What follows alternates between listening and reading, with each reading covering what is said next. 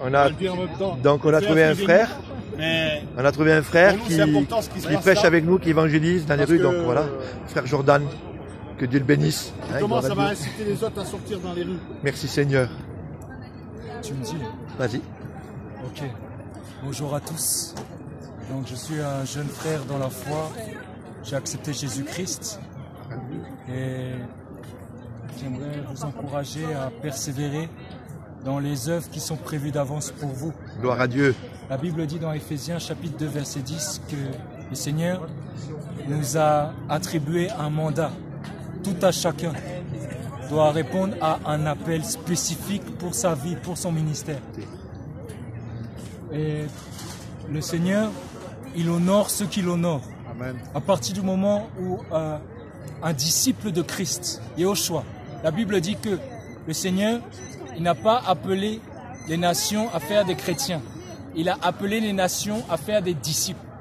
Le disciple, bien accompli, sera comme son maître et il fera encore des œuvres plus grandes. Donc toi qui m'écoutes, je t'encourage à te lever pour ton maître, afin qu'il t'élève en temps convenable.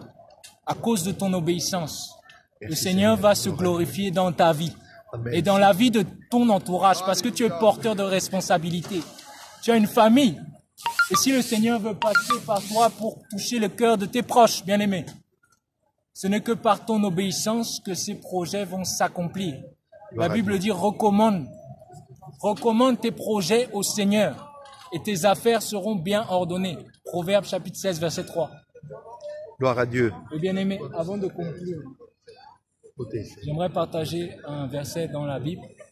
Dans le livre de Jean, chapitre 6, verset 27, le Seigneur a dit « Travaillez non pour la nourriture qui périt, mais pour celle qui est permanente, laquelle le Fils de l'homme vous donnera, car c'est lui que le Père, vous pouvez m'aider.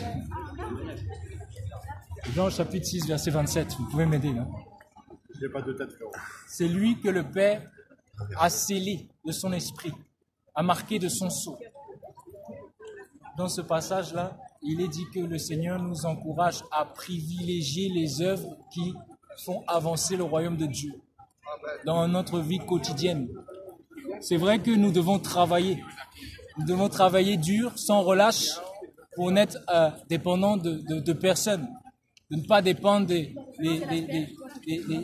organismes de ce monde pour subvenir à nos besoins. C'est vrai que c'est un droit que nous avons de pouvoir bénéficier de certaines cotisations, certaines dispensations financières, oui.